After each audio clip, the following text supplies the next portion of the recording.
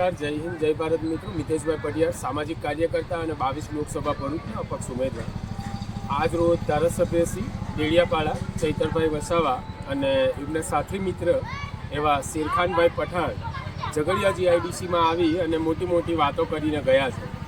મારે તેઓને સીધો સવાલ છે કે સાહેબ, વર્ષોથી તમારા પાસે સત્તા અને પાવર છે, કેટલા લોકોનું તમે ભલું કર્યું કે કેટલા લોકોનો ઉદ્ધાર કર્યો? આજે ઇલેક્શનો જ્યારે નગરપાલિકાના, ગ્રામ પંચાયતના નજીક આવ્યા, જિલ્લા પંચાયતના, તાલુકા પંચાયતના, ત્યારે તમે લોકોની વારે આવીને ઊભા રહો છો, તો ઇલેક્શન પછી ક્યાં જતા રહો છો? મારે આમ જનતાને સીધી અપીલ છે કે આવા લોકોને આપણે ઓળખવાની જરૂર છે.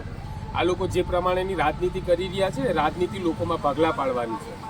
જ્યારે આ નીતિથી આપણે આગળ પણ જોયું કે અંગ્રેજોએ આ જ પગલાં પાડો ને રાજનીતિનું શાસન કર્યું હતું ને શું હાલત આપણા દેશની બની હતી.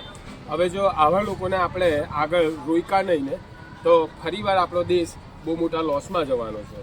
માટે આપ તમામ લોકોને મારી વિનમ્ર રીતે અપીલ છે કે કોણ કામ કરે છે ને કોણ નહીં ને એ જરા જોતા શીખો, ઓળખો. સમાજના નામે રાજનીતિ કરી ખાનારા જે લોકો આવા તત્વો છે, એવા તત્વોને હવે આપણે ઓળખવાની જરૂર છે. બાકી એ દિવસ દૂર નથી કે આપણા ઘરના જે પાર્ટીઓમાં ઝંડા લઈને દોડતા છે ને એ જ લોકો પણ બેરોજગાર થઈને ઘરમાં બેસવાનો વારો આવશે. જય માતાજી, જય હિન્દ, જય ભારત.